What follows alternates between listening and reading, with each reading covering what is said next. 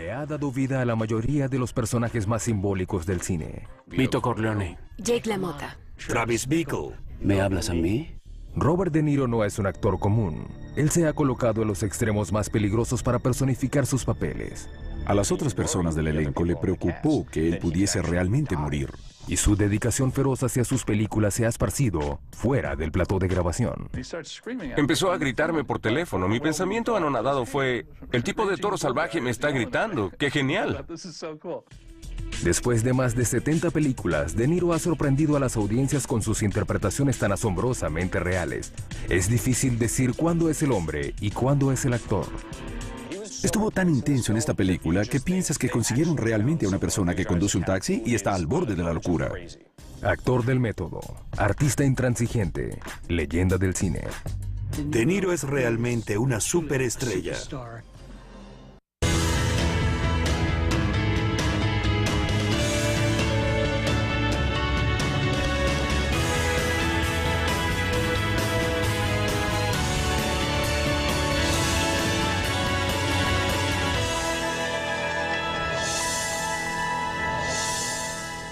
En 1969, el actor de 26 años Robert De Niro no solo había estado en algunas películas de bajo presupuesto, sino que el intenso actor del método se tomó muy en serio esos papeles.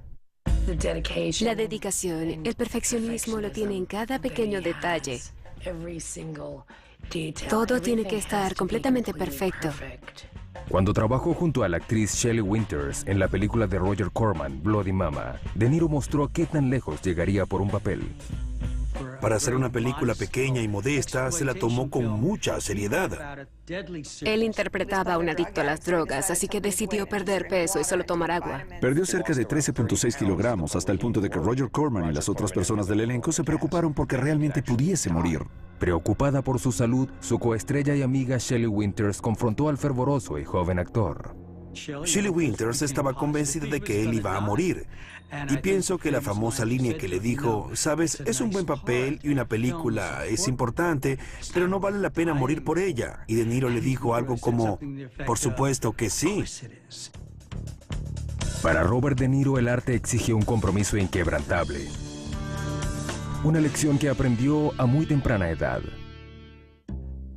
Robert Mario De Niro hijo nació el 17 de agosto de 1943, hijo de Robert De Niro padre y Virginia Admiral en la ciudad de Nueva York. Robert De Niro creció en el corazón de la bohemia Greenwich Village en Nueva York en los 40 y 50. Greenwich Village era como esta especie de epicentro del jazz, el arte y la literatura, y fue como el ancla para gran parte de la cultura. Muchas veces estuvieron rodeados de Tennessee Williams, Jackson Pollock. Estas eran personas que de niño él había visto y probablemente sembraron en él la inquietud de vivir una vida de artista. Definitivamente, él fue estimulado por estas vidas.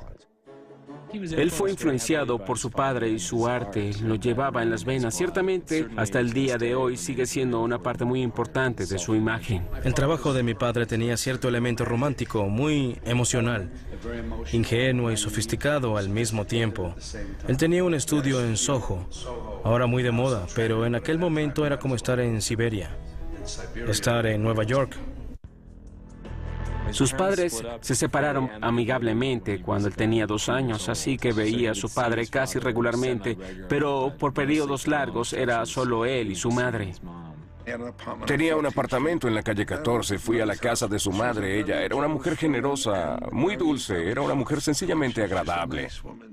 Robert se quedó con su madre, pero Robert padre siguió ejerciendo una profunda influencia. De hecho, fue su padre quien introdujo a Bobby en la profesión que consumiría su vida adulta. Él lo llevaría al cine. Es ahí donde vería a Marlon Brando en la gran pantalla, Greta Garbo, gente que en cierta forma lo inspiraron. Cuando regresaba a casa después de haber visto las películas con su padre, le actuaba a su madre. Era algo, una actividad familiar agradable, alegre. Entonces un nuevo empleo de su madre le abriría un mundo nuevo a De Niro. Ella tenía que ganarse la vida e hizo trabajos, y creo que uno de esos fue afuera del plató imprimiendo y escribiendo cosas por el estilo. Uno de sus clientes fue la nueva escuela y como intercambió por el trabajo que hizo, su hijo podía tomar clases de actuación. Tomaba clases gratis los fines de semana en el mismo escenario donde Marlon Brando actuó y fue donde le picó el gusanillo de la actuación. Su primer momento sobre el escenario fue al interpretar el león cobarde en una producción del Mago de Oz. Fuera del escenario, De Niro desarrollaba una personalidad bastante diferente a la mostrada ante las cámaras. De niño, Robert De Niro era una suerte de solitario, una suerte de chico de tipo introvertido, pálido. Le decían Bobby Leche porque su piel era muy pálida, simplemente un chico ensimismado. Era un sujeto de bajo perfil, nunca hablaba. Como estudiante de secundaria de 16 años, parecía importarle poco sus estudios. No le iba bien en la secundaria y lo sabía porque no le interesaban mucho las materias que le estaban enseñando, así que básicamente estaba a punto de reprobar la secundaria. Sus calificaciones no eran buenas. Él se quedó atrás en un punto. Le dieron la oportunidad de repetir el año o cursar en la escuela de verano. En su lugar, Bobby decidió dejar la escuela y dedicarse por completo a la actuación. Me dijo, me voy a la escuela de actuación. Yo no entendí, no sabía nada de eso. Cuando nacías en ese vecindario en aquella época, ¿a quién le importaba la actuación? Aunque sus amigos se mostraron escépticos, sus padres lo apoyaron. Ellos apoyaban lo que fuese que yo quisiera hacer, especialmente si era en las artes. Ahí fue cuando se inscribió formalmente en clases de actuación con las leyendas Stella Adler y Lee Strasberg. Adler y Strasberg eran veteranos altamente respetados, tanto en los escenarios como en la pantalla grande, instructores venerados que enseñaban una forma absorbente de actuación llamada el método. La actuación del método es donde se hace un esfuerzo por mantenerse en el papel de manera continua, experimentar la vida a través de ese personaje, esté encendida o no la cámara, estés o no en el escenario.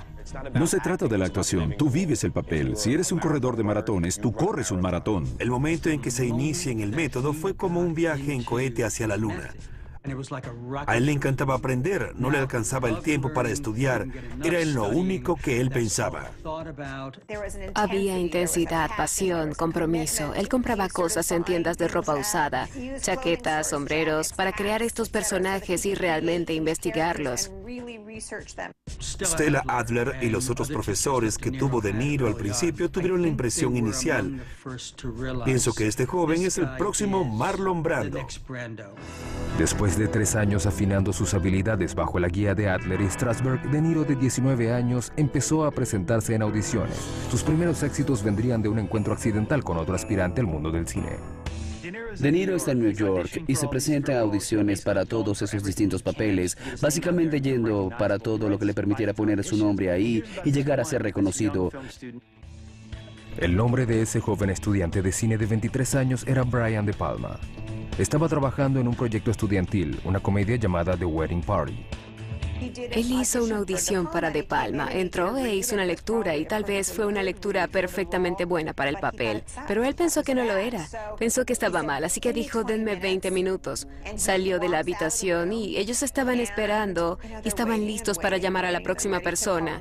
Luego De Niro abre la puerta abruptamente, metido en el personaje, e hizo una lectura que los dejó completamente sorprendidos y lo eligieron. De Palma escoge a Robert para el papel de reparto de Cecil, en la comedia acerca de un joven comprometido que conoce a sus futuros suegros.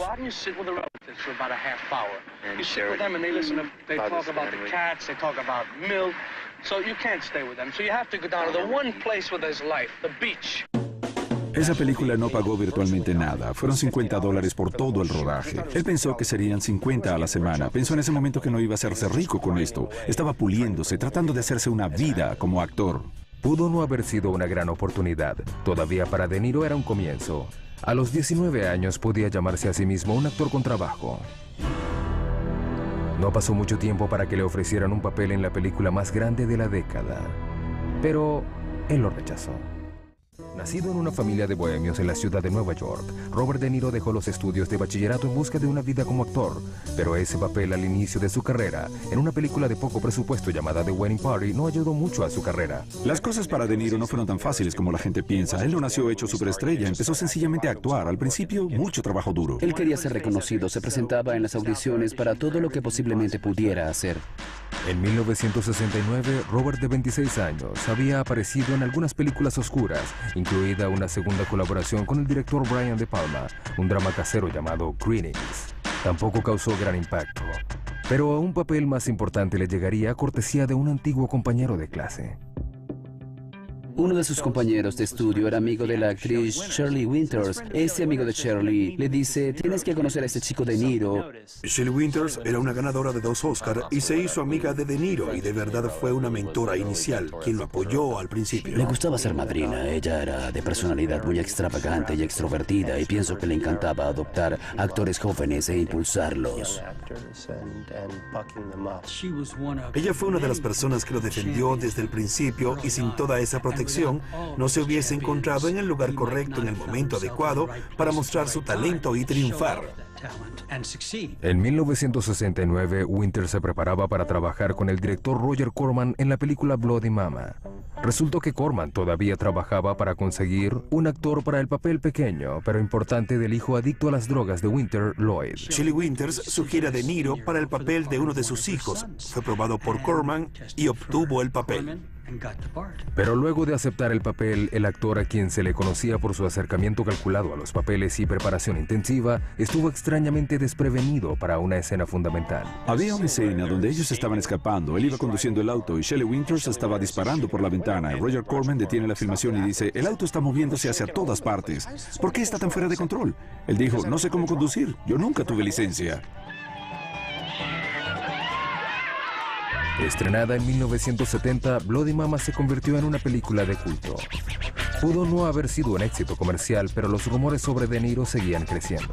Actuó en muchas películas realmente malas y películas de bajo presupuesto, pero todo el mundo que lo conocía sabía que iba a triunfar. La pregunta era ¿cuándo? Su reputación en ascenso le abrió una nueva oportunidad. Una que tenía el potencial de transformar al poco conocido De Niro en una estrella. El libro de El Padrino era uno de los mejores vendidos. Todo el mundo se moría por saber cómo harían la película y quién haría a quién. Había una gran expectativa. El Padrino contaba la historia de un jefe de la mafia que envejecía y pasaba el reinado a su hijo. El director Francis Ford Coppola hizo audiciones a una amplia red para escoger el papel principal de Michael Corleone. Se hizo una convocatoria en el mundo del cine, Hollywood, y quizá mucho más para cualquiera que pudiera potencialmente ser italiano. Como De Niro tenía experiencia en el cine, obtuvo una audición. Esta iba a ser obviamente la película, por eso era que iban a tener a Marlon Brando como protagonista. Y para los roles juveniles de Sonny y Michael, todos los actores jóvenes los querían. Al Pacino, Sylvester Stallone, suplicaron para que les dieran algún papel en la película. Stallone dijo que incluso si no le daban un papel, limpiaría todo al final. La noción era que cualquiera que obtuviera esos papeles serían las grandes estrellas de la actuación de los años 70. De Niro optó por el papel de Michael Corleone y también posiblemente Sonny Corleone. Él fue uno de los actores que Coppola estaba considerando. Eran Al Pacino, James Caan y Robert De Niro. El papel de Michael Corleone podía ser el catalizador que De Niro necesitaba para impulsar su carrera. Pero la audición no resultó así. Escogieron a Pacino como Michael, escogieron a James Caan como Sonny y De Niro fue como dejado por fuera. Después de haber invertido mucho tiempo y energía y sentía que tenía mucho con qué contribuir, pero no estaba en las cartas.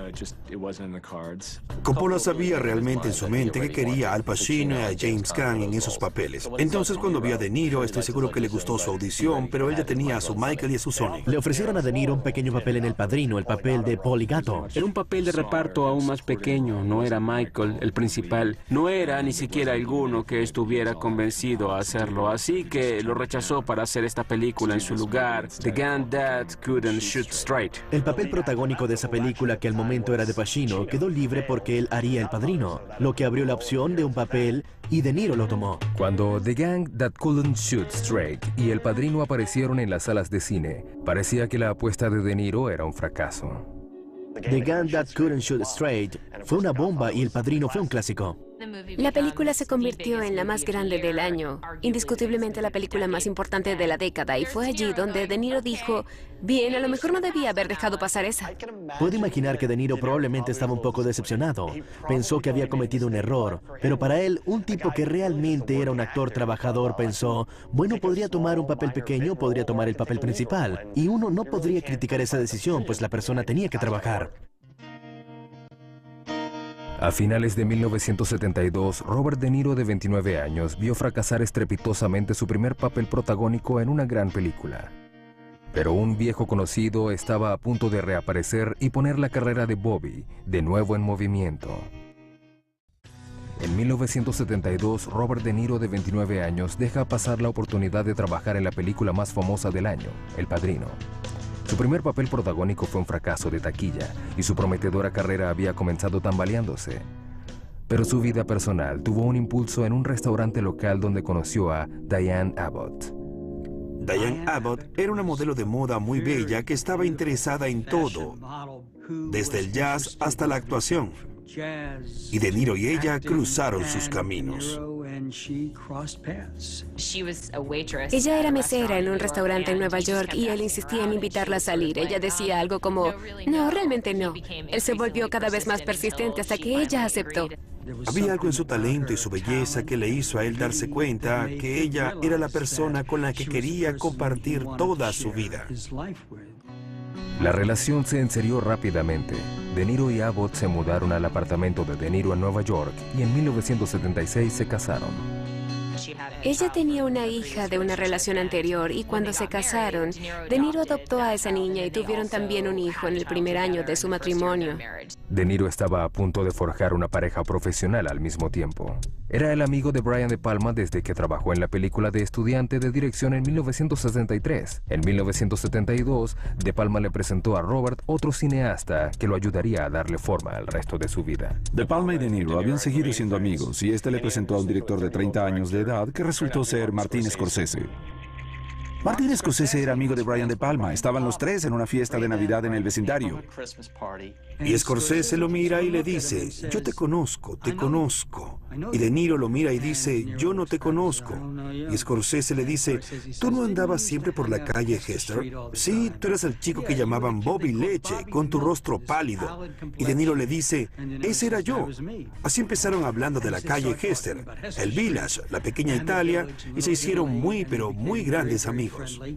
En 1972, Martin Scorsese era un joven cineasta de Nueva York que había ganado cierto reconocimiento por su película independiente Carte Bertha. Martin esperaba que su próxima película, Mean Streets, establecería su reputación como director en ascenso. Mean Streets se desarrolla alrededor de un bar en el Bajo Manhattan y es acerca de ese tipo de personajes quienes tienen relaciones entrelazadas. Se desarrolla en la pequeña Italia. Es acerca de un matón que trata de apoderarse de las calles. Ese tenía luz verde para hacer la película, estaba buscando actores y recuerda la energía de este chico De Niro y habla con él acerca de un papel y termina siendo Johnny Boy. Cuando De Niro, de 29 años, acepta el papel del volátil Johnny Boy, Scorsese no tenía idea de cuán intenso sería su joven descubrimiento. Hizo el papel del tipo rudo más loco y descontrolado de la pequeña Italia en esa película. Una de las cosas que la gente conoció en Mean Streets, especialmente la gente que trabajó con De Niro, fue qué tan del método era. Incluso cuando las cámaras no estaban rodando, él se mantenía dentro del personaje. Mucho de ese realismo se te presenta donde realmente de alguna forma te asustas con este personaje, y eso es lo que exactamente estaba tratando de traer a esta película. Para los aficionados del cine, la intensidad de Robert se transfiere a su actuación como ningún otro. Mean Streets es realmente uno de los grandes anuncios en la historia de Hollywood de que había llegado realmente un actor nuevo, poderoso y joven. En la primera aparición de De Niro como Johnny Boy, pone una bomba en un buzón de correo y luego va andando con dejadez por la calle y luego explota la bomba. Podemos decir que él debe haber hecho esto por diversión, lo cual es una cosa completamente psicótica. Él te demuestra en un par de segundos que este sujeto puede ser un psicópata completo. Está también lleno de esos demonios. Seleccionada para cerrar el Festival de Cine de Nueva York en 1973, se presentó y fue muy alabada. En la taquilla no le fue muy bien, pero a De Niro le abrió nuevas puertas, incluida una segunda oportunidad que había perdido años atrás. Una de las mejores cosas que le pasaron a De Niro fue también terrible en otro sentido. Él había hecho una audición en el primer Padrino y terminó haciendo otra película. Coppola estaba buscando al joven Vito para El Padrino 2. Estoy seguro que se acordó de De Niro y en ese momento lo había visto en Mean Streets y sabía que ese era el tipo correcto para ese papel. Él dijo, puedo usarlo para las escenas en retrospectiva para que hiciera el papel del joven Marlon Brando, y fue una grandiosa combinación, funcionó muy bien.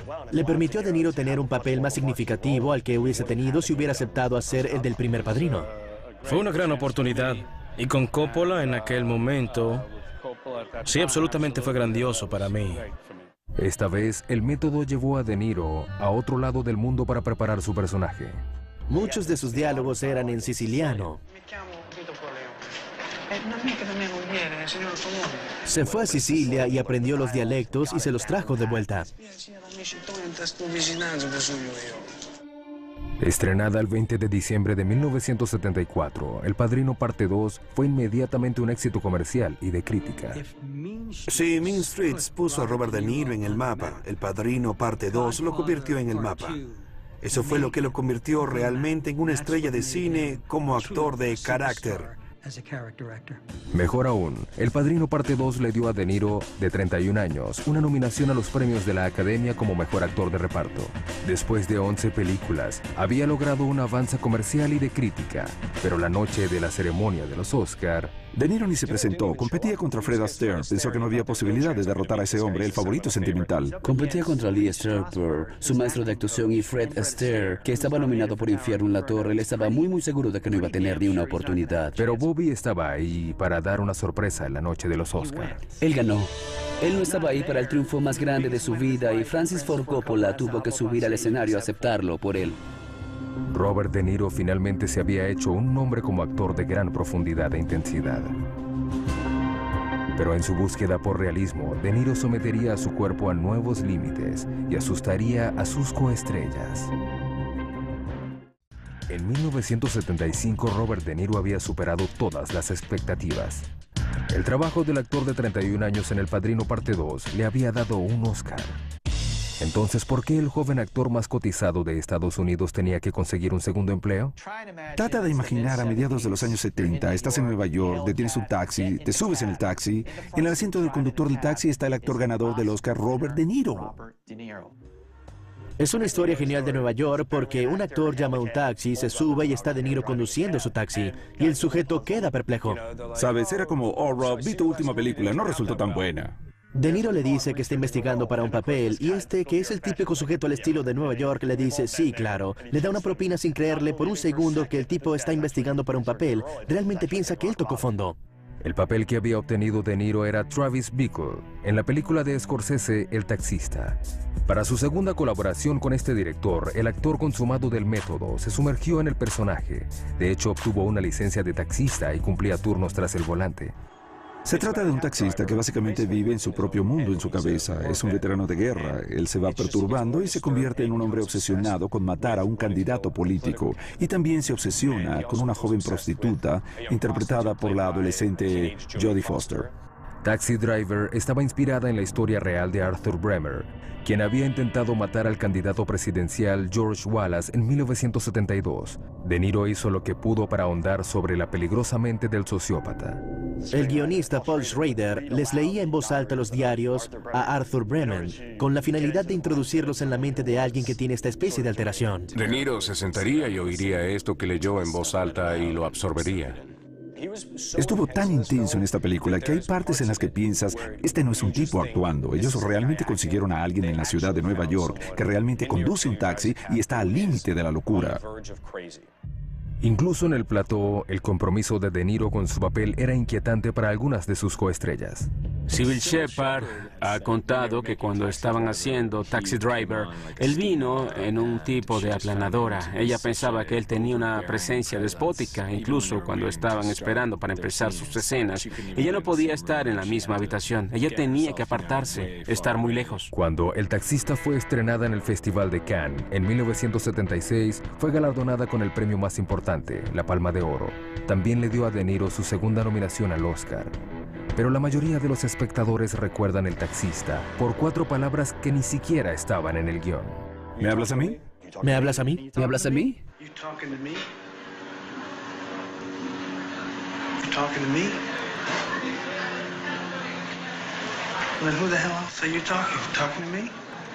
El guión decía algo como Travis Bickle se mira al espejo y eso era todo. Y luego ellos lo construyeron sobre eso. Hay 2 versiones de la historia. Una que él estaba usando una vieja técnica del método, según la cual repites una línea una y otra vez con distintas inflexiones de la voz para tratar de hacerlo correctamente. La otra historia es que Martin Scorsese estaba grabando el sonido para la escena. Tenía el micrófono y los audífonos y había mucho ruido atrás y pensó que no estaba grabando el diálogo e hizo que De Niro lo repitiera hasta estar seguro. Su intención era cortar entre líneas, pero cuando realmente lo vio todo, pensó, esto realmente funciona. El taxista selló la relación creativa y personal entre Robert De Niro y Martin Scorsese. Había una conexión entre Scorsese y De Niro que es tan grandiosa como cualquier asociación en el cine. Buenos amigos, era como un matrimonio hecho en el cielo. A finales de los 70, De Niro se separó de Scorsese para El francotirador y obtuvo su tercera nominación al Oscar. Pero Robert regresó a Marty en 1978 con un proyecto fuera de lo común. De Niro le dio un libro sobre Jake LaMotta y le dijo, esta es una película que deberíamos hacer. En aquel momento Scorsese no vio en él una historia, no entendía por qué haríamos esta película, y con el tiempo De Niro realmente lo convencería, demostrándole De Niro que no solo se involucraba como actor, sino que escogía cosas como productor. De alguna forma, De Niro ayudó a crear posiblemente la que es la mejor película de los años 80. Toro Salvaje es una historia acerca de Jack LaMotta, un boxeador premiado en los años 40 y 50. Es la historia de la caída de un hombre, de su propia locura dentro de su cabeza. Después de los cambios perturbadores de De Niro en El taxista, sus nuevas coestrellas estaban inquietas. Yo había visto El taxista, pensé que él estaba loco. Pensaba, oh Dios mío, me asusta. Cuando obtuve el papel, siempre me dio la sensación de seguridad. Una sensación de confianza, siempre se aseguró de que yo estuviera bien. Pero esa sensación de seguridad fue puesta a prueba cuando las cámaras empezaron a rodar en 1979. Estaba haciendo una escena con él y empezó a hablarme. Se volteó y debí haberlo sabido cuando vi caer su hombro. No le puse atención porque estaba entrenada a mantenerme en el personaje todo el tiempo. Me golpeó tan fuerte que creo que mi cabeza pegó contra la pared. Yo no estaba esperando eso. You hear what I said? You don't ever have any disrespect for me. You hear what I said? You hear what I said? Yeah. All right, go in there. Te recuperas de pronto. Si estabas distraída, te recuperas de pronto. Pero después me dijo, ¿estás bien? ¿Todo bien? Yo jamás olvidaré la mirada de sus ojos. El miedo que sentí en ese momento. No sabía quién era este hombre. Era Jake LaMotta y yo no sabía de qué era capaz ese hombre. Esta vez el actor del método llegó a nuevos extremos cuando puso a prueba los límites de su propio cuerpo. En las escenas de boxeo de Toro Salvaje ves la sangre, el sudor, cosas volando, golpes cayendo. Él se entrenó físicamente para hacer este papel. Él tenía la mente de un boxeador, estaba en perfecta forma. Hicimos las escenas de peleas primero, y si te ibas en el auto con él a casa, él se bajaba a mitad de camino y corría el resto. Era muy dedicado. En cuanto su personaje iba decayendo, De Niro fue pasando por una transformación igualmente sorprendente. Aumentó 13 kilogramos para interpretar al viejo y gordo Jake LaMotta. Dejaron de filmar Toro Salvaje para que De Niro pudiera ganar todo este peso. Se estaba enfermando literalmente por la comida. Al principio era divertido. Tomemos otro plato de pasta. Pero cuando tienes que comer algo, cuando vas por la tercera merengada, pienso que no se traga tan suavemente. Cuando Toro Salvaje llegó a las salas de cine en diciembre de 1980, fue elogiada rotundamente por la crítica. La película obtuvo 8 nominaciones a los premios de la Academia, incluida la 4ª nominación para De Niro. Pero así como florecía la carrera de De Niro, su forma absorbente de actuar reiteradamente se convertía en una amenaza para su matrimonio de 3 años con Diane Abbott. Una de las tensiones en la relación era que De Niro es un actor del método. Si un actor del método está interpretando a alguien como Jack LaMotta, él se convierte en Jack LaMotta 3 o 4 semanas antes de que inicie el rodaje. Cuando se va a dormir y se levanta en la mañana, él mantiene ese personaje. Él no lo deja ir. Muchas veces hablaría con él por teléfono. Bobby, ¿cómo te sientes hoy? Un día es Toro Salvaje, el otro el Padrino. Es difícil deslindarse de esos personajes. Diane Abbott quizás estaba en casa esperando a este hombre maravilloso, Robert De Niro, pero si Robert De Niro está interpretando a un personaje terrible en una de sus películas, él no puede simplemente ponerlo de lado. Él se lleva al personaje a casa con él y ese es el personaje, y ya sea Diane Abbott o si es un amigo cercano, ellos tienen que entendérselas con su personaje y eso puede causar mucha tensión. En 1979, De Niro y Abbott se separaron. Se divorciarían oficialmente 9 años después. A medida que avanzaban los 80 y su fama se elevaba, Robert De Niro veía su nombre en las noticias por razones distintas a la actuación. Para 1981, el trabajo de Robert De Niro en películas como El Padrino 2 y El Francotirador lo habían establecido como uno de los actores mejor dotados de su generación. Pero también ganó reputación por proteger ferozmente su vida privada. Él es uno de los hombres más reservados del planeta. He visto entrevistar a De Niro y es impresionante la pared que levanta. No es una de esas personas que está deseando contarte todo o casi todo. A veces él ni siquiera te dará una respuesta hablada.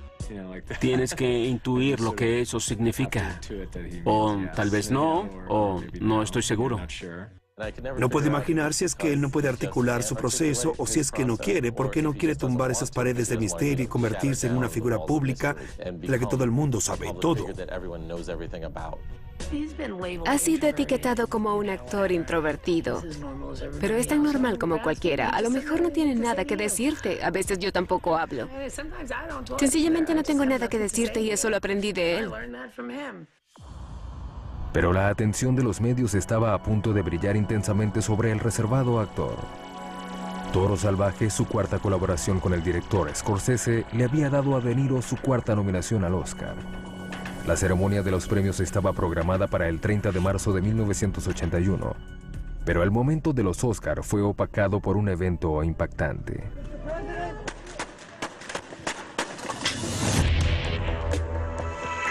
A las afueras del Hotel Hilton en Washington, al presidente Ronald Reagan le disparó un hombre solitario de 25 años, perturbado mentalmente, llamado John Hinckley. Se supone que la ceremonia de los premios de la Academia se realizaría ese día, pero la pospusieron porque al presidente Reagan le habían disparado. La ceremonia fue reprogramada para el día siguiente. Mientras De Niro viajaba para el Dorothy Chandler Pavilion de Los Ángeles, él no tenía ni idea de que su invitación al Oscar y el titular más grande estaban a punto de encontrarse. De Niro se presenta a la ceremonia de los premios de la Academia y no se da cuenta de que el conductor del auto y los hombres que tiene alrededor son del FBI. John Hinckley, hijo, era un tipo que parecía estar influenciado por Hollywood y las películas de Hollywood y realmente sintió empatía con el personaje de De Niro, Travis Bickle, el taxista. Había una especie de paralelo extraño y escalofriante con el taxista, donde De Niro estaba leyendo los diarios de Arthur Bremen, que había intentado asesinar políticos, y la película terminó como inspirando a otro asesino de políticos llamado John Hinckley, hijo. John Hinckley, quien resultó ser uno de los fanáticos más grandes de la película, la había visto varias veces y se obsesionó con Jodie Foster, y posiblemente inspirado por la violencia de la película, decide que le dispararía al presidente. Esa sería su forma para demostrarle su amor verdadero por Jodie Foster. Pero esa noche De Niro no se había dado cuenta de la conexión entre el taxista y Hinckley. Justo después de que se paró en el podio al recibir su Oscar por Toro Salvaje, alguien le dijo: «Oye, ¿qué piensas de Hinckley, que fue inspirado por el taxista para asesinar a Reagan?» Y él trató de responder la pregunta. Sencillamente dejó caer el micrófono y se fue. Pero no sería la última vez que De Niro se encontraría, sin desearlo, siendo sujeto de atención de la prensa. En 1982, su vida personal fue noticia luego de una tragedia de Hollywood. Robert De Niro y James Belushi eran amigos porque hubo un momento en su carrera que estaba grabando entre Nueva York y Los Ángeles y tuvo su residencia temporal en el Chateau Marmont. Cuando estuvo viviendo ahí, veía a Belushi todo el tiempo y solían salir. Nació la amistad porque eran dos grandes talentos del cine en ese momento. Uno de los más grandes actores serios del método y el otro el más grande actor cómico. Y su amistad era de respeto mutuo. En las primeras horas de la mañana del 5 de marzo de 1982, De Niro vio a Belushi en un club nocturno de Los Ángeles. Se pusieron de acuerdo para encontrarse más tarde en el Chateau Marmont, pero cuando De Niro llegó a la habitación de Belushi, tuvo una desagradable sorpresa. Estaba ahí esta mujer, Katy Smith. De Niro no quería estar cerca de ella. Él la conocía como una persona que mantenía amistades oscuras y no quería ser parte de eso, así que cuando vio que John Belushi andaba con Katy, se fue. De Niro trató más tarde de encontrar dónde estaba John y nunca le contestaron sus llamadas. Más tarde ese día, De Niro y el resto del mundo se enterarían de la noticia. El amigo de Robert, John Belushi, había muerto. Tuvo una sobredosis de drogas y falleció. Creo que solo tenía 33 años. Pero no solo fue una pérdida personal, también arrastró a De Niro a uno de los escándalos más sórdidos de la década. Katy Smith, después de la muerte de John Belushi, salió y se fue para Canadá. Ella fue extraditada por las autoridades de Estados Unidos, quienes la trajeron de regreso. Katy Smith ofreció una entrevista al National Enquirer. Ella fue citada diciendo que De Niro visitó a Belushi en las primeras horas de la mañana del día en que murió Belushi. La policía quiso hablar con De Niro, pero estaba en Italia filmando una película, así que lo que hizo fue dar su testimonio al gran jurado a través de una llamada.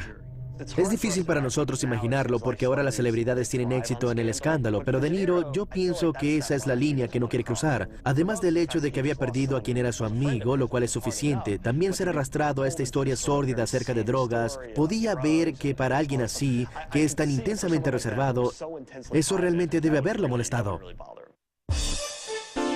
La atención pública no deseada no detuvo la carrera de De Niro.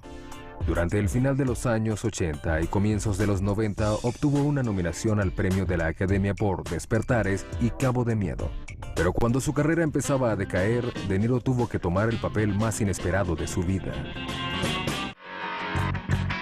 Robert De Niro había pasado 30 años dándole vida a algunos de los personajes más simbólicos en la historia del cine, pero se había escudado del ojo público hasta que los medios invadieron su vida privada en los 80. En 1988, después de 9 años de separación, finalizó su divorcio con Diane Abbott y empezó a salir con la modelo Doris Tukey Smith. Tukey Smith era la hermana de una diseñadora llamada Will Smith. Ella era también modelo que luego se convirtió en una especie de catadora, dueña de restaurante. Tenía una personalidad fabulosa, era extrovertida y realmente una de las leyendas reales de Nueva York. Aun cuando la pareja nunca se casó, se mantuvieron juntos por 10 años y se convirtieron en padres de gemelos en 1995. Pero en 1997 otra mujer había capturado la atención del actor. De Niro conoció a Grace Hightower cuando era la gerente de un elegante restaurante de la parte alta del lado oeste. Ella tuvo que informarle que había perdido su reservación y pienso que no se molestó con ella porque un año más tarde se la tropezó e hicieron una buena amistad. La pareja se casó el 17 de junio de 1997. Un año más tarde se convertirían en padres de un varón llamado Aaron. Mientras su vida personal se hacía sorprendentemente más complicada, a sus 50 años la carrera deslumbrante de De Niro parecía estar decayendo. En 1970, Robert De Niro estaba encendido. Casi cada una de las películas que hacía era cercana a una obra maestra. Luego en los 90 su carrera da la vuelta. Estaba trabajando mucho, pero no estaba tomando las decisiones simbólicas que solía hacer. Él todavía tuvo algunos papeles muy memorables. Cabo del Miedo y por supuesto Heat con Al Pacino. Pero realmente tenía que interpretar el monstruo de Frankenstein y el fanático. Desde la perspectiva de la crítica, mucha gente sintió que había perdido su toque. Él hubiese desaparecido y pienso que tomó una decisión muy ajustada. No quiero desaparecer. No quiero ser Robert De Niro, la leyenda de las películas de los 70. Yo quiero ser alguien que esté realmente participando en las películas que hacen ahora. En 1999, De Niro obtiene la posibilidad de actualizar su imagen de una forma sorprendente. Analízame fue una comedia protagonizada por Billy Crystal y dirigida por el veterano del cine cómico Harold Ramis. Analízame es la historia del jefe de la mafia que empieza a sufrir de ataques de ansiedad y se da cuenta que tiene que visitar a un psiquiatra. Le dieron el guión. Billy va a ser el psiquiatra y dije, ¿quién va a ser el jefe de la mafia? Mi agente dice que tal Robert De Niro y dije, sí, eso sería grandioso. Pero De Niro, en un papel cómico, el consumado actor dramático necesitaba ser persuadido antes de aceptar el papel. Yo realmente fui parte de los que lo presionaron para que hiciera la primera película. Créeme, confía en mí y ese tipo de cosas. Y verás qué grandioso es esto. La gente te quiere ver haciendo cosas como esa. Tienes que arriesgarte un poco. Finalmente aceptó hacer el papel del neurótico jefe de la mafia, Paul Vitti. Pero cuando las cámaras empezaron a rodar, Harold Ramis descubrió que dirigir a un perfeccionista como De Niro puede ser exigente. Vino una joven actriz que a todo el mundo le gustó, pero pensé que realmente no estaba bien. Recibí una llamada de Bob y dijo, pienso que debes contratar a esa niña. Y dije, no lo sé, no me parece que sea la indicada. Me dijo, bueno, estás equivocado, y empezó a gritarme. Mi pensamiento fue, oye, el tipo de Toro Salvaje está gritándome. Eso es genial. A la mañana siguiente en el plató se me acercó y me rodeó con sus brazos y me dijo, no te pongas emocional. Está bien, estoy bien. Esa fue la última vez que levantó la voz en mi presencia, pero él era tan apasionado acerca de eso y en cierta forma estaba completamente involucrado con cada simple detalle de lo que estaba pasando. La tensión de trabajar alrededor de Robert De Niro puede ser extrema, no porque sea temperamental o difícil, sino porque es bueno y toma todo muy en serio y tú quieres estar a su nivel. A veces tú ni siquiera estás dirigiéndolo, estás simplemente parado asegurándote de que todos estén tranquilos mientras él trabaja. A veces yo decía, corte, pienso que lo tenemos, estuvo grandioso, Bob, y él me decía, no, pienso que necesitamos otra. Cuando se estrenó Analízame el 5 de marzo de 1999, la apuesta de comedia de De Niro resultó. La película fue un éxito de taquilla. Recaudó más de $176 millones a nivel mundial, convirtiéndose en la película más lucrativa de su carrera. Mejor aún, revitalizó su imagen. Analízame fue un gran éxito. La gente vio a De Niro de una forma distinta y dicen, espera, este tipo puede ser grandioso. You don't hear the word no very often, do you? I hear it all the time, only it's more like, no, please, no, no. Después de Analízame y Analiza Eso, hizo Meet the Parents y la secuela Meet the Fockers, las cuales fueron también grandes éxitos de comedia para él. Meet the Fockers obtuvo ganancias de $500 millones en ventas de taquilla en el 2004, un nuevo récord para De Niro. Personalmente se llevó a casa un cheque de pago de $20 millones y la película selló su reputación como comediante. Él abordó un personaje cómico, pero lo hizo de una forma que todavía llenó de diversión su imagen. Lo interpretó por las risas. Fue una forma grandiosa de hacer la transición de un actor serio a un actor cómico. Ahora es grandioso cuando la gente dice, ah, Robert De Niro, el grandioso e intenso actor de nuestros tiempos. Y la gente dice el tipo de Meet the Parents. Pero para De Niro, el final de la década de los 90 no fue solo un momento para expandir sus horizontes artísticos.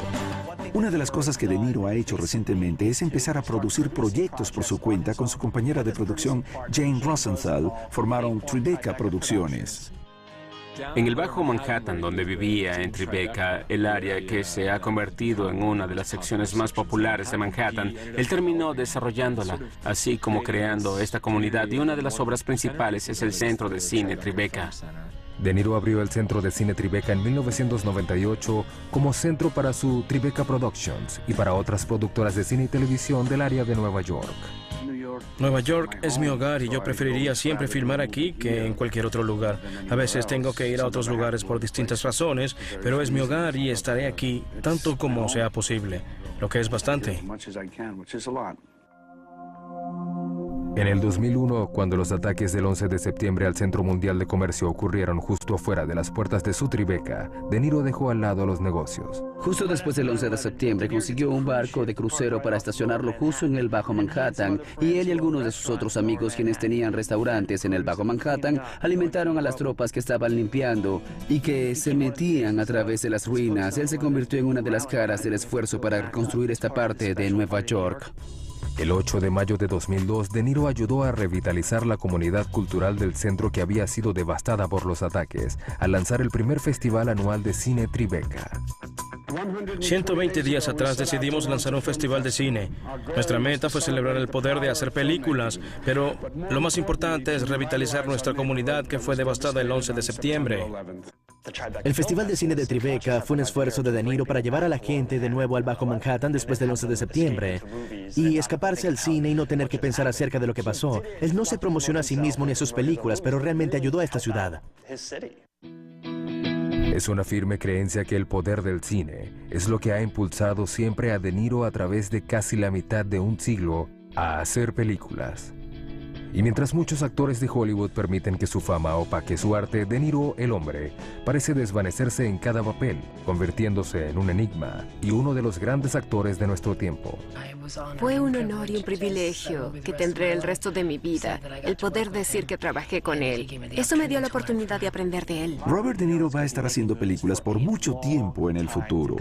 Es un gran actor que tiene muchas interpretaciones excelentes todavía en él. Él es realmente una de las pocas personas que conozco que ha tomado su fama, su poder, dinero y acceso y lo ha usado para crear algo significativo, y pienso que su vida se trata mucho de significado. A Ernest Hemingway le pidieron que se explicara y Hemingway señaló una de las líneas de sus libros y dijo: léanlos. Hay más de mí en ellos que lo que hay aquí. Pienso que De Niro tal vez diría eso acerca de sus películas, que ellas hablan por sí mismas. De niño, Robert De Niro era una suerte de solitario, una suerte de chico de tipo introvertido, pálido. Le decían Bobby Leche porque su piel era muy pálida, simplemente un chico ensimismado. Era un sujeto de bajo perfil, nunca hablaba. Como estudiante de secundaria de 16 años, parecía importarle poco sus estudios. No le iba bien en la secundaria y lo sabía porque no le interesaban mucho las materias que le estaban enseñando, así que básicamente estaba a punto de reprobar la secundaria. Sus calificaciones no eran buenas. Él se quedó atrás en un punto.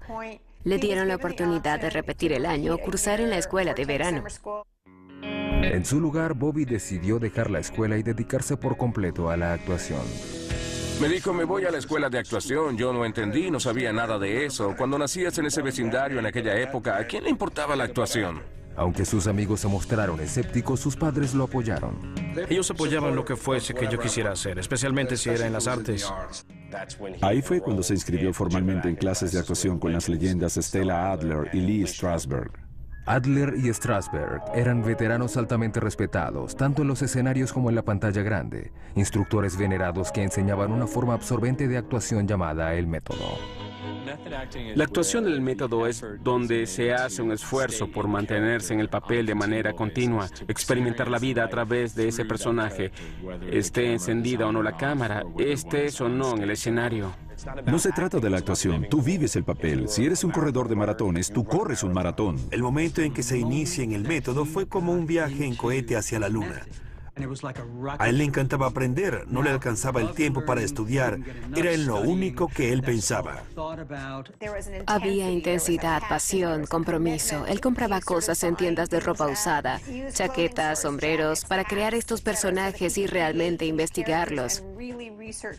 Stella Adler y los otros profesores que tuvo De Niro al principio tuvieron la impresión inicial: pienso que este joven es el próximo Marlon Brando. Después de 3 años afinando sus habilidades bajo la guía de Adler y Strasberg, De Niro, de 19 años, empezó a presentarse en audiciones. Sus primeros éxitos vendrían de un encuentro accidental con otro aspirante al mundo del cine. De Niro está en New York y se presenta en audiciones para todos esos distintos papeles, básicamente yendo para todo lo que le permitiera poner su nombre ahí y llegar a ser reconocido. El nombre de ese joven estudiante de cine de 23 años era Brian De Palma. Estaba trabajando en un proyecto estudiantil, una comedia llamada The Wedding Party. Él hizo una audición para De Palma, entró e hizo una lectura y tal vez fue una lectura perfectamente buena para el papel, pero él pensó que no lo era, pensó que estaba mal, así que dijo: denme 20 minutos. Salió de la habitación y ellos estaban esperando y estaban listos para llamar a la... Otro cineasta que lo ayudaría a darle forma al resto de su vida. De Palma y De Niro habían seguido siendo amigos y este le presentó a un director de 30 años de edad que resultó ser Martin Scorsese. Martin Scorsese era amigo de Brian De Palma. Estaban los tres en una fiesta de Navidad en el vecindario. Y Scorsese lo mira y le dice, yo te conozco, te conozco. Y De Niro lo mira y dice, yo no te conozco. Y Scorsese le dice, ¿tú no andabas siempre por la calle Hester? Sí, tú eras el chico que llamaban Bobby Leche, con tu rostro pálido. Y De Niro le dice, ese era yo. Así empezaron hablando de la calle Hester, el Village, la pequeña Italia, y se hicieron muy, pero muy grandes amigos. En 1972, Martin Scorsese era un joven cineasta de Nueva York que había ganado cierto reconocimiento por su película independiente Carte Bertha. Martin esperaba que su próxima película, Mean Streets, establecería su reputación como director en ascenso. Mean Streets se desarrolla alrededor de un bar en el Bajo Manhattan y es acerca de ese tipo de personajes quienes tienen relaciones entrelazadas. Se desarrolla en la pequeña Italia. Es acerca de un matón que trata de apoderarse de las calles. Ese tenía luz verde para hacer la película, estaba buscando actores y recuerda la energía de este chico De Niro y habla con él acerca de un papel y termina siendo Johnny Boy. Cuando De Niro, de 29 años, acepta el papel del volátil Johnny Boy, Scorsese no tenía idea de cuán intenso sería su joven descubrimiento. Hizo el papel del tipo rudo más loco y descontrolado de la pequeña Italia en esa película. Una de las cosas que la gente conoció en Mean Streets, especialmente la gente que trabajó con De Niro, fue qué tan del método era. Incluso cuando las cámaras no estaban rodando, él se mantenía dentro del personaje. Mucho de ese realismo se te presenta donde realmente de alguna forma te asustas con este personaje, y eso es lo que exactamente estaba tratando de traer a esta película. Para los aficionados del cine, la intensidad de Robert se transfiere a su actuación como ningún otro. Mean Streets es realmente uno de los grandes anuncios en la historia de Hollywood de que había llegado realmente un actor nuevo, poderoso y joven. En la primera aparición de De Niro como Johnny Boy, pone una bomba en un buzón de correo y luego va andando con dejadez por la calle y luego explota la bomba. Podemos decir que él debe haber hecho esto por diversión, lo cual es una cosa completamente psicótica. Él te demuestra en un par de segundos que este sujeto puede ser un psicópata completo. Está también lleno de esos demonios. Seleccionada para cerrar el Festival de Cine de Nueva York en 1973, se presentó y fue muy alabada. En la taquilla no le fue muy bien, pero a De Niro le abrió nuevas puertas, incluida una segunda oportunidad que había perdido años atrás. Una de las mejores cosas que le pasaron a De Niro fue también terrible en otro sentido. Él había hecho una audición en El primer Padrino y terminó... Un tipo que realmente era un actor trabajador pensó, bueno, podría tomar un papel pequeño, podría tomar el papel principal. Y uno no podría criticar esa decisión, pues la persona tenía que trabajar. A finales de 1972, Robert De Niro, de 29 años, vio fracasar estrepitosamente su primer papel protagónico en una gran película. Pero un viejo conocido estaba a punto de reaparecer y poner la carrera de Bobby de nuevo en movimiento. En 1972, Robert De Niro, de 29 años, deja pasar la oportunidad de trabajar en la película más famosa del año, El Padrino. Su primer papel protagónico fue un fracaso de taquilla y su prometedora carrera había comenzado tambaleándose. Pero su vida personal tuvo un impulso en un restaurante local donde conoció a Diane Abbott. Diane Abbott era una modelo de moda muy bella que estaba interesada en todo, desde el jazz hasta la actuación. Y De Niro y ella cruzaron sus caminos. Ella era mesera en un restaurante en Nueva York y él insistía en invitarla a salir. Ella decía algo como, no, realmente no. Él se volvió cada vez más persistente hasta que ella aceptó. Había algo en su talento y su belleza que le hizo a él darse cuenta que ella era la persona con la que quería compartir toda su vida. La relación se enserió rápidamente. De Niro y Abbott se mudaron al apartamento de De Niro en Nueva York y en 1976 se casaron. Ella tenía una hija de una relación anterior y cuando se casaron, De Niro adoptó a esa niña y tuvieron también un hijo en el primer año de su matrimonio. De Niro estaba a punto de forjar una pareja profesional al mismo tiempo. Era el amigo de Brian De Palma desde que trabajó en la película de Estudiante de dirección en 1963. En 1972, De Palma le presentó a Robert otro cineasta que lo ayudaría a darle forma al resto de su vida. De Palma y De Niro habían seguido siendo amigos y este le presentó a un director de 30 años de edad que resultó ser Martin Scorsese. Martin Scorsese era amigo de Brian De Palma. Estaban los tres en una fiesta de Navidad en el vecindario. Y Scorsese lo mira y le dice, yo te conozco, te conozco. Y De Niro lo mira y dice, yo no te conozco. Y Scorsese le dice, ¿tú no andabas siempre por la calle Hester? Sí, tú eras el chico que llamaban Bobby Leche, con tu rostro pálido. Y De Niro le dice, ese era yo. Así empezaron hablando de la calle Hester, el Village, la pequeña Italia, y se hicieron muy, pero muy grandes amigos. En 1972, Martin Scorsese era un joven cineasta de Nueva York que había ganado cierto reconocimiento por su película independiente Carte Bertha. Martin esperaba que su próxima película, Mean Streets, establecería su reputación como director en ascenso. Mean Streets se desarrolla alrededor de un bar en el Bajo Manhattan y es acerca de ese tipo de personajes quienes tienen relaciones entrelazadas. Se desarrolla en la pequeña Italia, es acerca de un matón. Oscar, y se hizo amiga de De Niro y de verdad fue una mentora inicial, quien lo apoyó al principio. Le gustaba ser madrina. Ella era de personalidad muy extravagante y extrovertida y pienso que le encantaba adoptar actores jóvenes e impulsarlos. Ella fue una de las personas que lo defendió desde el principio y sin toda esa protección no se hubiese encontrado en el lugar correcto en el momento adecuado para mostrar su talento y triunfar. En 1969, Winter se preparaba para trabajar con el director Roger Corman en la película Bloody Mama. Resultó que Corman todavía trabajaba para conseguir un actor para el papel pequeño, pero importante del hijo adicto a las drogas de Winter, Lloyd. Shelley Winters sugiere a De Niro para el papel de uno de sus hijos. Fue probado por Corman y obtuvo el papel. Pero luego de aceptar el papel, el actor, a quien se le conocía por su acercamiento calculado a los papeles y preparación intensiva, estuvo extrañamente desprevenido para una escena fundamental. Había una escena donde ellos estaban escapando. Él iba conduciendo el auto y Shelley Winters estaba disparando por la ventana. Roger Corman detiene la filmación y dice, el auto está moviéndose hacia todas partes. ¿Por qué está tan fuera de control? Él dijo, no sé cómo conducir. Yo nunca tuve licencia. Estrenada en 1970, Bloody Mama se convirtió en una película de culto. Pudo no haber sido un éxito comercial, pero los rumores sobre De Niro seguían creciendo. Actuó en muchas películas realmente malas y películas de bajo presupuesto, pero todo el mundo que lo conocía sabía que iba a triunfar. La pregunta era ¿cuándo? Su reputación en ascenso le abrió una nueva oportunidad.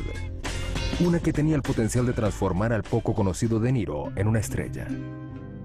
El libro de El Padrino era uno de los mejores vendidos. Todo el mundo se moría por saber cómo harían la película y quién haría a quién. Había una gran expectativa.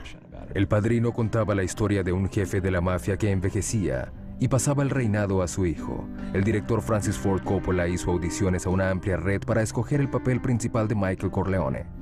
Se hizo una convocatoria en el mundo del cine en Hollywood y quizá mucho más para cualquiera que pudiera potencialmente ser italiano. Como De Niro tenía experiencia en el cine, obtuvo una audición. Esta iba a ser obviamente la película, por eso era que iban a tener a Marlon Brando como protagonista. Y para los roles juveniles de Sonny y Michael, todos los actores jóvenes los querían. Al Pacino, Sylvester Stallone, suplicaron para que les dieran algún papel en la película. Stallone dijo que incluso si no le daban un papel, limpiaría todo al final. La noción era que cualquiera que obtuviera esos papeles serían las grandes estrellas de la actuación de los años 70. De Niro optó por el papel de Michael Corleone y también posiblemente Sonny Corleone. Él fue uno de los actores que no le alcanzaba el tiempo para estudiar, era en lo único que él pensaba. Había intensidad, pasión, compromiso. Él compraba cosas en tiendas de ropa usada, chaquetas, sombreros, para crear estos personajes y realmente investigarlos. Stella Adler y los otros profesores que tuvo De Niro al principio tuvieron la impresión inicial. Pienso que este joven es el próximo Marlon Brando.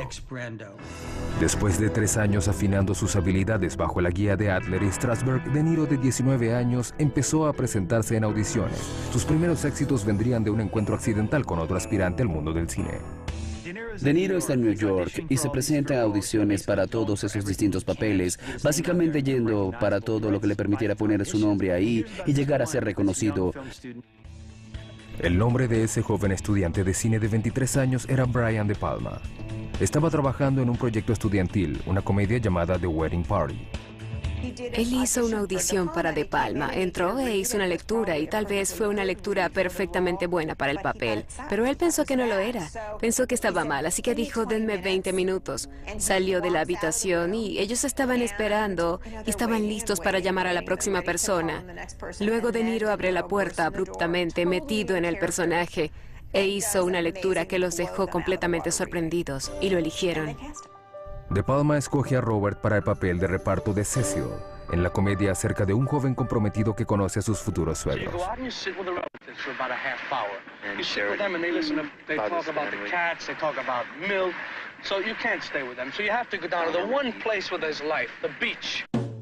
Esa película no pagó virtualmente nada. Fueron $50 por todo el rodaje. Él pensó que serían 50 a la semana. Pensó en ese momento que no iba a hacerse rico con esto. Estaba puliéndose, tratando de hacerse una vida como actor. Pudo no haber sido una gran oportunidad. Todavía para De Niro era un comienzo. A los 19 años podía llamarse a sí mismo un actor con trabajo. No pasó mucho tiempo para que le ofrecieran un papel en la película más grande de la década. Pero él lo rechazó.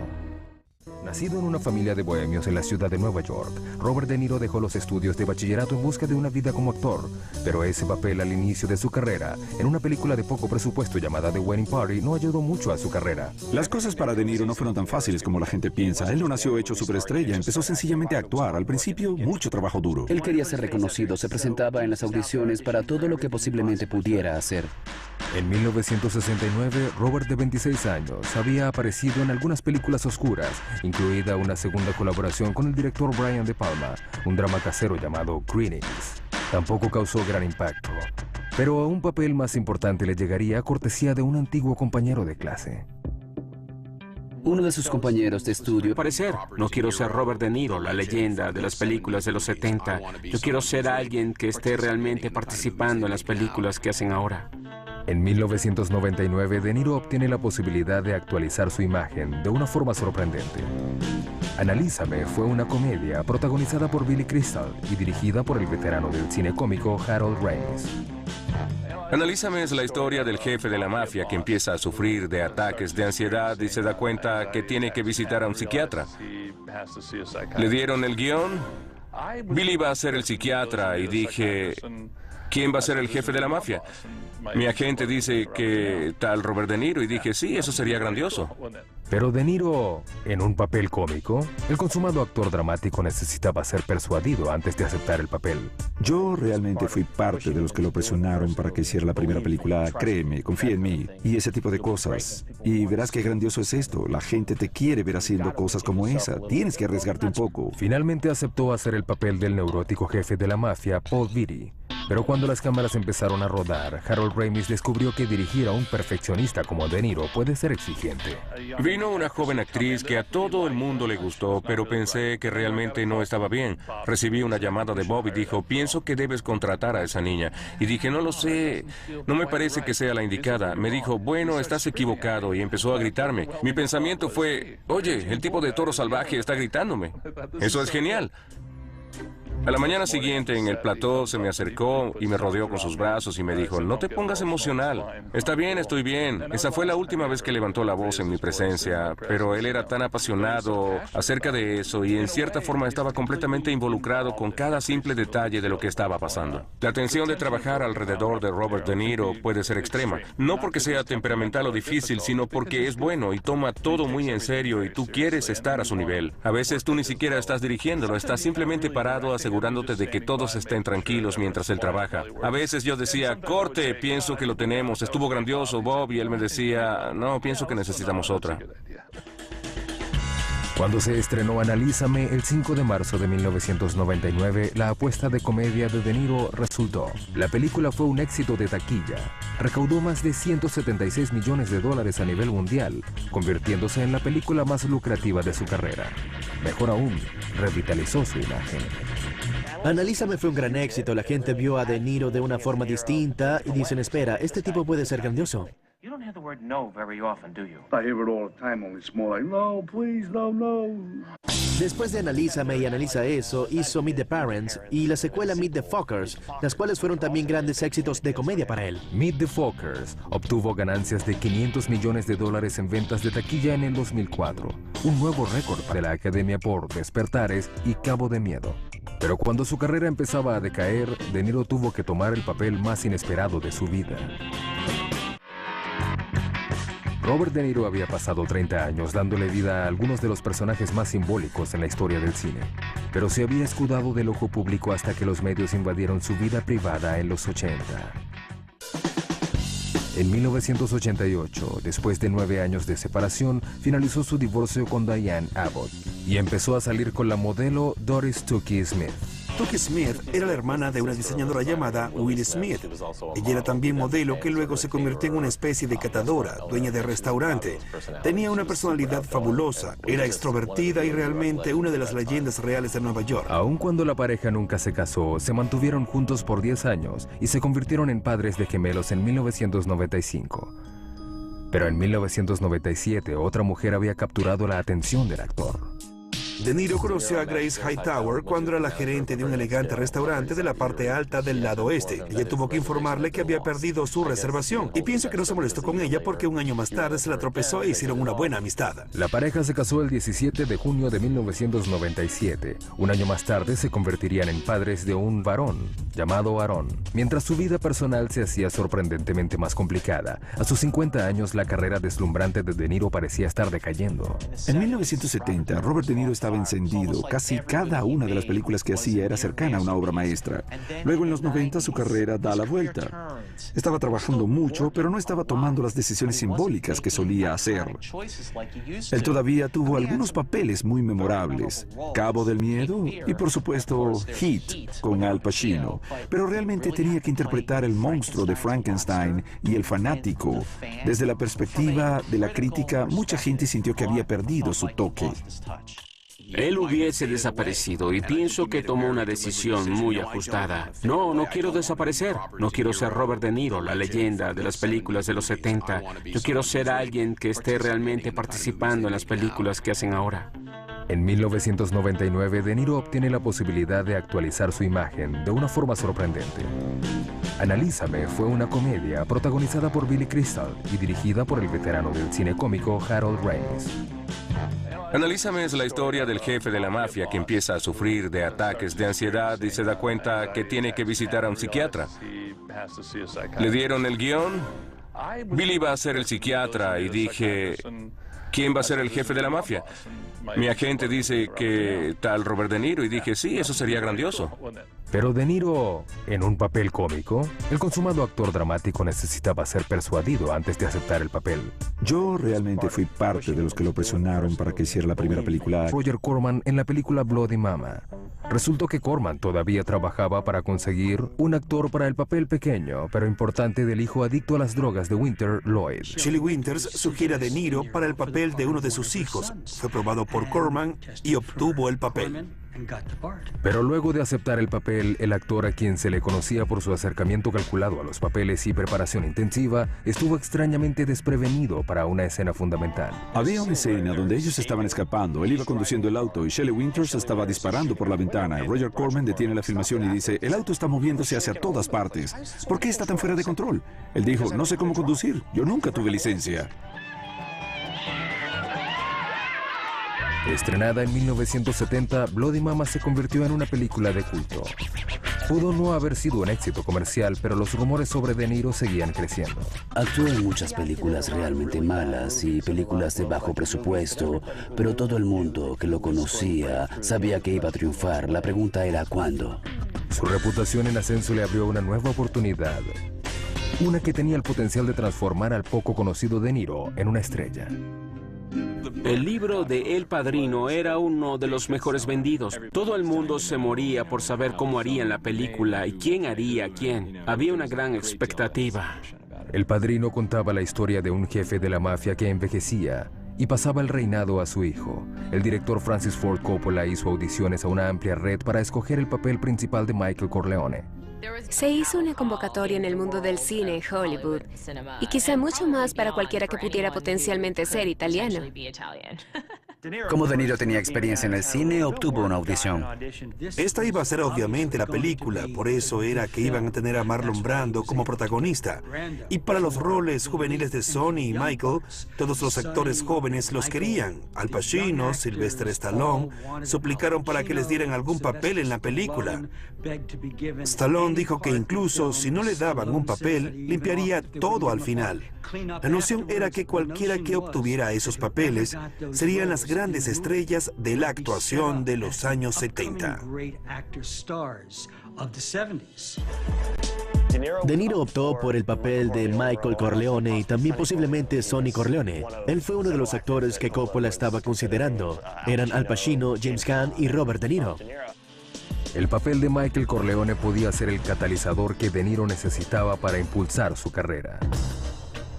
Pero la audición no resultó así. Escogieron a Pacino como Michael, escogieron a James Caan como Sonny y De Niro fue como dejado por fuera. Después de haber invertido mucho tiempo y energía y sentía que tenía mucho con qué contribuir, pero no estaba en las cartas. Coppola está tan fuera de control. Él dijo, no sé cómo conducir, yo nunca tuve licencia. Estrenada en 1970, Bloody Mama se convirtió en una película de culto. Pudo no haber sido un éxito comercial, pero los rumores sobre De Niro seguían creciendo. Actuó en muchas películas realmente malas y películas de bajo presupuesto, pero todo el mundo que lo conocía sabía que iba a triunfar. La pregunta era ¿cuándo? Su reputación en ascenso le abrió una nueva oportunidad. Una que tenía el potencial de transformar al poco conocido De Niro en una estrella. El libro de El Padrino era uno de los mejores vendidos. Todo el mundo se moría por saber cómo harían la película y quién haría a quién. Había una gran expectativa. El Padrino contaba la historia de un jefe de la mafia que envejecía y pasaba el reinado a su hijo. El director Francis Ford Coppola hizo audiciones a una amplia red para escoger el papel principal de Michael Corleone. Se hizo una convocatoria en el mundo del cine en Hollywood y quizá mucho más para cualquiera que pudiera potencialmente ser italiano. Como De Niro tenía experiencia en el cine, obtuvo una audición. Esta iba a ser obviamente la película, por eso era que iban a tener a Marlon Brando como protagonista. Y para los roles juveniles de Sonny y Michael, todos los actores jóvenes los querían. Al Pacino, Sylvester Stallone, suplicaron para que les dieran algún papel en la película. Stallone dijo que incluso si no le daban un papel, limpiaría todo al final. La noción era que cualquiera que obtuviera esos papeles serían las grandes estrellas de la actuación de los años 70.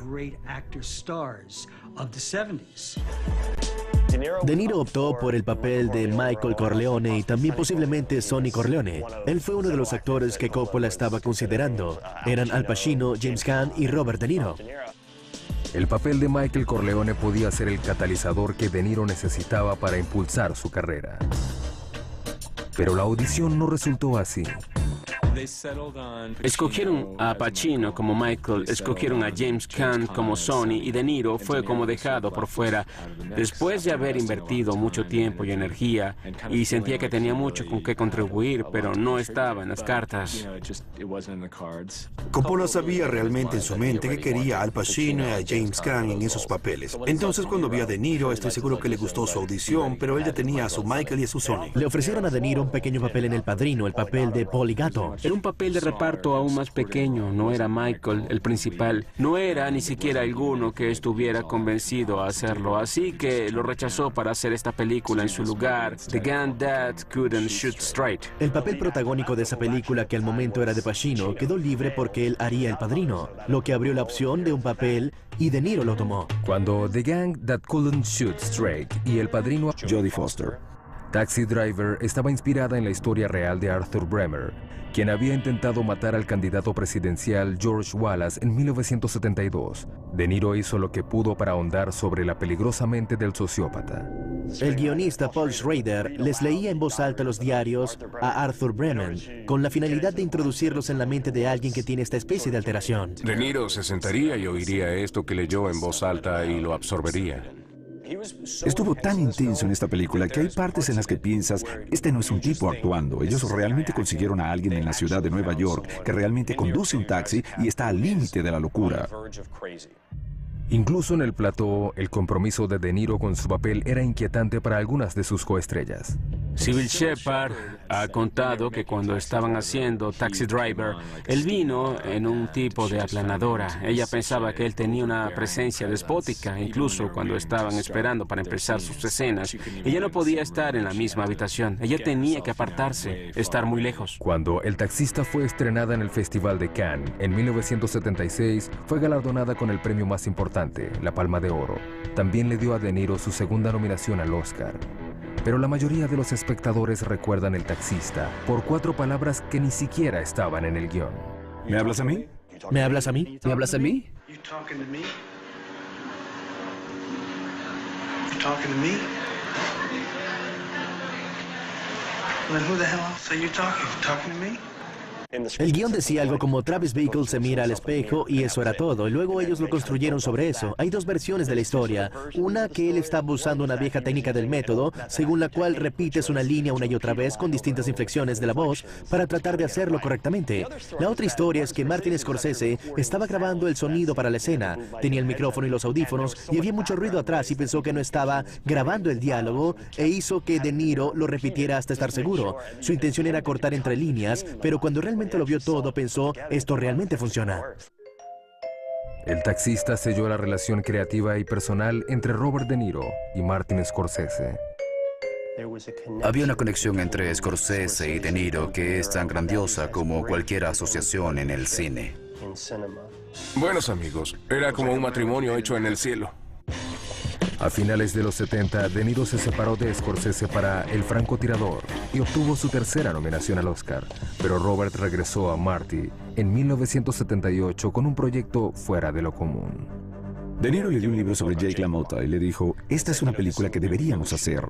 En aquel momento Scorsese no vio en él una historia, no entendía por qué haríamos esta película, y con el tiempo De Niro realmente lo convencería, demostrándole De Niro que no solo se involucraba como actor, sino que escogía cosas como productor. De alguna forma, De Niro ayudó a crear posiblemente la que es